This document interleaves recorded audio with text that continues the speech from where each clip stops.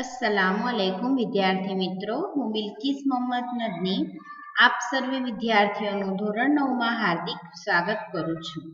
આપણે આગળ વર્તુળ પ્રકરણમાં જોયું, બરાબર છે. શરૂઆતમાં તમે વર્તુળ શું છે, વર્તુળ દ્વારા સમતલનું વિભાજન, વર્તુળની જીવા, વર્તુળનો વ્યાસ, વર્તુળનો ચાપ, પરિઘ, વૃત્તખંડ, વૃત્તાંશ તથા સ્વાધ્યાય 10.1 કર્યું હતું.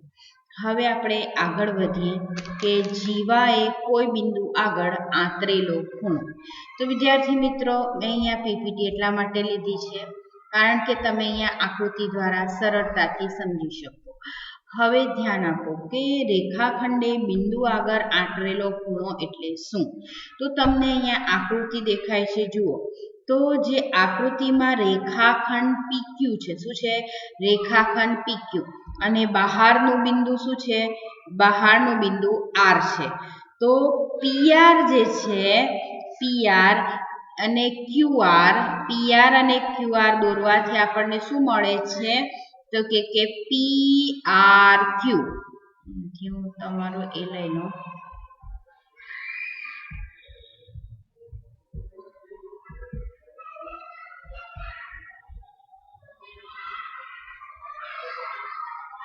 શું મળે છે?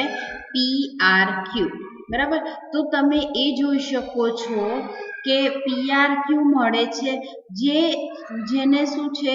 રેખાખંડ PQ એ કયા બિંદુ આગળ? તો કે R આગળ આંતરેલો ખૂણો કહેવાય. તો હવે આકૃતિ દ્વારા સમજણ મળી ગઈ. ફરીથી આકૃતિ દ્વારા સમજણ કે આકૃતિમાં જે રેખાખંડ PQ જે છે એની બહારનું બિંદુ કયું છે? R, અને PR અને QR દોરવાથી ખૂણો મળે છે? PRQ મળે છે, જેને રેખાખંડ PQ એ R આગળ આંતરેલો ખૂણો કહેવાય. આ તમારી સમજણ થઈ આકૃતિ દ્વારા. હવે તમને જો વ્યાખ્યા પૂછાય તો તમારે પરીક્ષામાં આ આકૃતિ દોરવાની, આ લખવાની જરૂર નથી. સિમ્પલ વ્યાખ્યા લખવાની કે આપેલ રેખાખંડની બહારના બિંદુને રેખાખંડના અત્ય બિંદુઓ સાથે જોડવાથી જે ખૂણો બને તે ખૂણાને આપેલ રેખાખંડે તે બિંદુ આગળ આંતરેલો ખૂણો કહે છે. ફરીથી, રેખાખંડે બિંદુ આગળ આંતરેલ ખૂણોની વ્યાખ્યા પૂછાય તો શું લખવાનું? નોટ ડાઉન કરી લો. આપેલ રેખાખંડની બહારના બિંદુને રેખાખંડના અત્ય બિંદુઓ સાથે જોડવાથી જે ખૂણો બને તે ખૂણાને આપેલ રેખાખંડે તે બિંદુ આગળ આંતરેલો ખૂણો કહે છે. તો વિદ્યાર્થી મિત્રો, મેં તમને આકૃતિ અને નામકરણ દ્વારા સમજાવ્યું. તો હવે આ વસ્તુ તમારા મગજમાં ઘૂસી ગઈ હશે કે શું કે રેખાખંડે બિંદુ આગળ આંતરેલો ખૂણો એટલે શું. હવે નેક્સ્ટ ટોપિક પર જઈએ કે વર્તુળની જીવાએ આંતરેલો ખૂણો. કયો? વર્તુળની જીવાએ આંતરેલો ખૂણો એટલે આકૃતિ જે છે તમારે 10.11 જોવાની છે. અહીંયા જ્યાં મારું કર્સર પડે છે.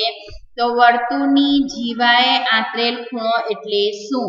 તો તમારે યાદ રાખવાનું છે. હું એના દ્વારા સમજાવીશ ડાયરેક્ટ કે O શું છે? તમારું કેન્દ્ર. બરાબર. O કેન્દ્ર વાળા વર્તુળમાં તમે જ બોલશો સાથે સાથે કે O કેન્દ્ર વાળા વર્તુળમાં જીવા કઈ છે? તો કે PQ જીવા. અને R જે છે, R એ શું છે? એ ગુરુચાપ કયાનું બિંદુ છે? PQ પરનું બિંદુ છે. હવે તમને ગુરુચાપ, લઘુચાપ, બહારનું બિંદુ, જીવા, વ્યાસ બધું ખબર છે. એટલા માટે હવે આ વસ્તુ ઈઝી થઈ ગઈ છે. બરાબર. તો R એ શું છે? ગુરુચાપ PQ પરનું બિંદુ છે. અને S એ શું છે? તો કે લઘુચાપ જે છે PQ પરનું બિંદુ છે. ફરીથી, O કેન્દ્રવાળા વર્તુળમાં PQ શું છે? જીવા છે.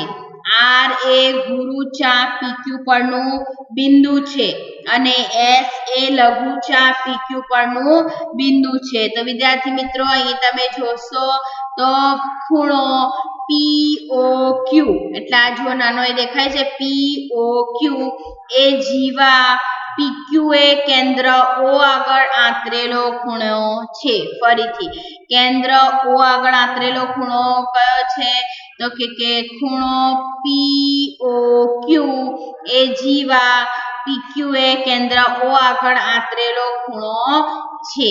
હવે ખૂણો કયો આવશે PRQ એ જીવા ફરીથી શું આવશે PQ એ હવે કયો ચાપ આવશે ઉપરનો મોટો એટલે ગુરુ ચાપ તો ગુરુ ચાપ પરના બિંદુ R આગળ આંતરેલો ખૂણો છે અને શું થશે આપણે લખી શકીશું કે P હવે તમારે શું લખવાનું છે કે આંતરેલો ખૂણો છે અને લઘુચાપ માટે શું આવશે ખૂણો PSQ એ જીવા PQ એ લઘુચાપ પરના બિંદુ લઘુચાપ પરનું જે બિંદુ જે છે એ કયું બિંદુ આવશે S આગળ આંતરેલો ખૂણો છે.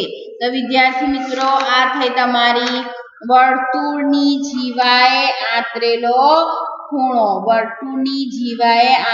ખૂણો ફરીથી સમજાવી દઉં કે વર્તુળની જીવાએ આંતરેલો ખૂણો એટલે શું તો ફરીથી આકૃતિ પર ધ્યાન રાખો કે O શું છે કેન્દ્ર છે તો કે O કેન્દ્ર વાળા વર્તુળમાં PQ જીવા છે R શું છે એ ગુરુચાપ PQ પરનું બિંદુ છે અને S શું છે એ લઘુચાપ PQ પરનું બિંદુ છે માટે અહીં શું આવશે POQ એ જીવા PQ એ કેન્દ્ર O આગળ આંતરેલો ખૂણો છે અને PRQ એ જીવા PQ એ ગુરુચાપ પરના બિંદુ R આગળ આંતરેલો ખૂણો છે અને એ જ પ્રમાણે ખૂણો PSQ એ જીવા PQ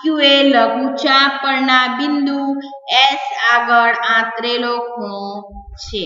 તો વિદ્યાર્થી મિત્રો આ ખૂબ જ અગત્યના બે ટોપિક કે જીવાએ કોઈ બિંદુ આગળ આંતરેલો ખૂણો એમાં એક પેલું કે રેખાખંડે બિંદુ આગળ આંતરેલો ખૂણો અને બીજું કે વર્તુળની જીવાએ આંતરેલો ખૂણો.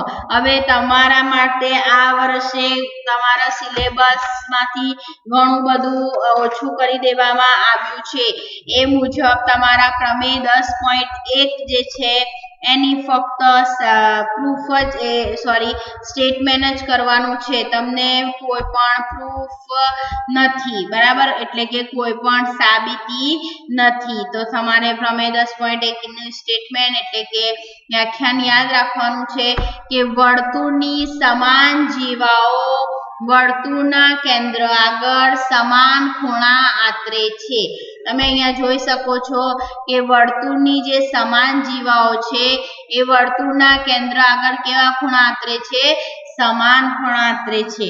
એ વર્તુળ જે છે તેને આપણે વર્તુળની સમાન જીવાઓ તો વર્તુળ એટલે અહીંયા શું વિચારવાનું છે એકરૂપ વર્તુળો બરાબર એટલે આપણે કહી શકીએ કે એકરૂપ વર્તુળોની સમાન જીવાઓ વર્તુળના કેન્દ્ર એટલે કે તેને અનુરૂપ કેન્દ્ર જે હોય એ આગળ શું આંતરે છે સમાન ખૂણો આંતરે છે.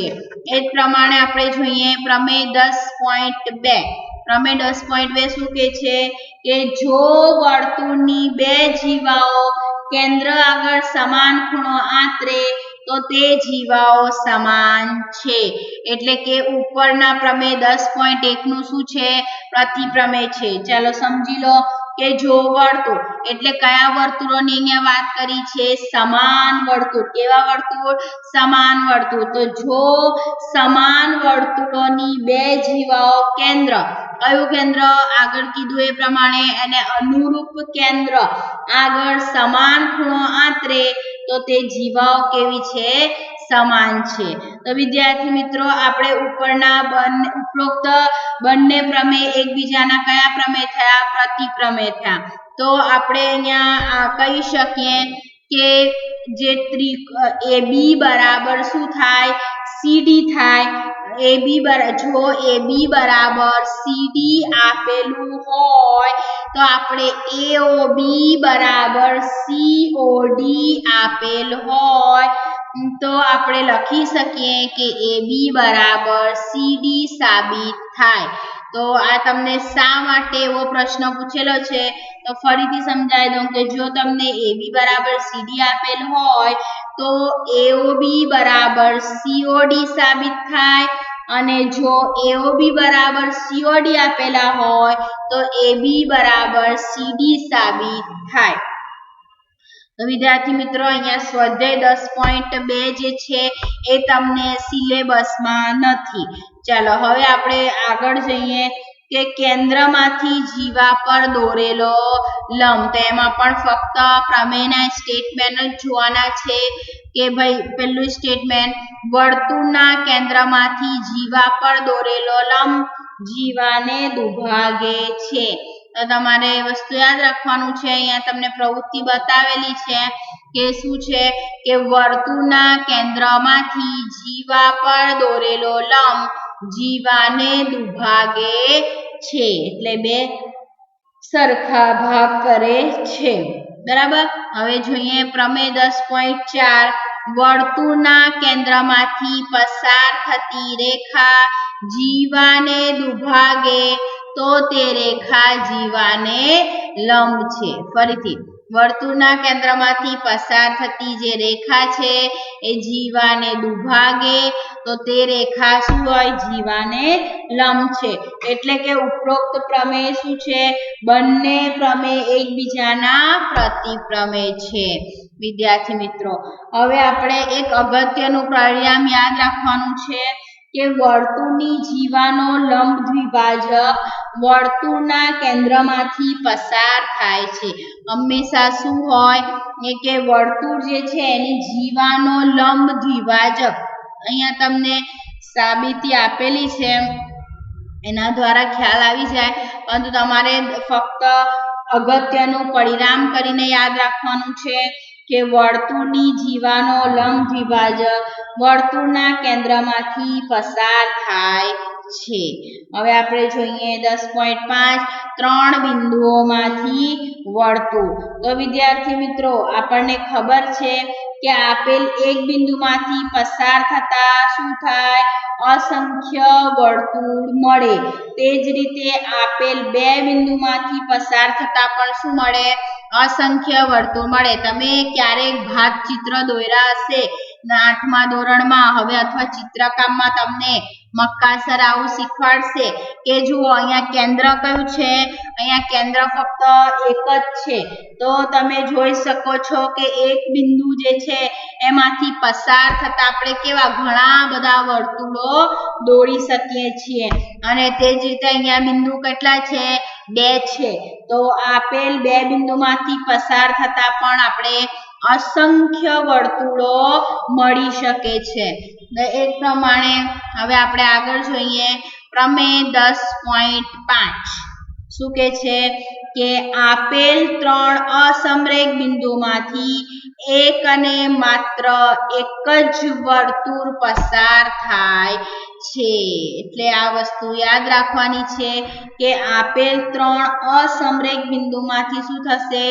એક અને માત્ર એક જ વર્તુળ પસાર થશે તો આપણે એક નવી વસ્તુ નોંધ તરીકે જો અહીંયા તમને ચોપડીમાં આપી છે હું તમને સમજાવી દઉં કે જો ABC એક કેવો છે ત્રિકોણ હોય તો આપણે 10.5 શું કીધું કે આપેલ ત્રણ અસમરેખ બિંદુમાંથી એક અને માત્ર એક જ વર્તુળ પસાર થાય તો આપણે ખબર છે કે જો ABC ત્રિકોણ હોય તો ઉપરના પ્રમેય પ્રમાણે ત્રિકોણના ત્રણ શિરોબિંદુઓ A B અને C માંથી એક અનન્ય વર્તુળ પસાર થાય અને આ વર્તુળને આપણે શું કહીશું?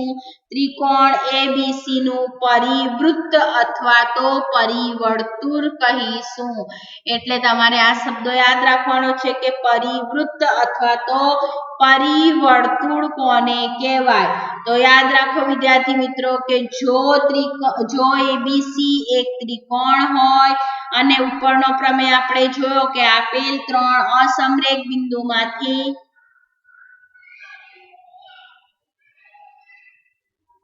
એક અને માત્ર એક જ વર્તુળ પસાર થાય તે મુજબ ત્રિકોણના ત્રણ શિરોબિંદુઓ એ બી અને સી માંથી એક અનન્ય વર્તુળ પસાર થાય છે અને આ વર્તુળને ત્રિકોણ એબીસી નું પરિવૃત્ત અથવા તો પરિવર્તુળ કહે છે. અને ઓબ્વિયસલી તમને એટલું તો હવે ધ્યાન આવી ગયું હશે કે તેના કેન્દ્રને આપણે શું કહીશું? તો તેના કેન્દ્રને આપણે કહીશું પરિકેન્દ્ર અને તેની ત્રિજ્યાને આપણે શું કહીશું? તો કે પરિત્રિજ્યા. તો વિદ્યાર્થી મિત્રો અહીંયા તમારે આટલી વસ્તુઓ ધ્યાનમાં લેવાની છે. ફરીથી 10.3 કેન્સલ છે. હવે પછીના પીરિયડમાં આપણે સમાન જીવાઓ અને તેમનું કેન્દ્રથી અંતર વિશે અભ્યાસ કરીશું. થેન્ક યુ વિદ્યાર્થી મિત્રો.